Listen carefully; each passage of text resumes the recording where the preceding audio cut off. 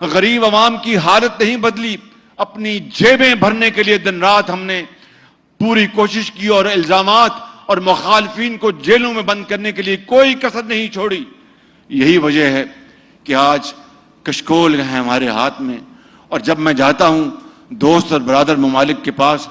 ان کے سربراہان بڑے پرتپاک سے ملتے ہیں، لیکن میں ان کے چہرے دیکھ رہا ہوتا ہوں کہ وہ کہہ رہے ہیں کہ شہباز شریف آگے ہو پھر مانگنے ہم سے، فیصلہ کر لیں کہ ہم نے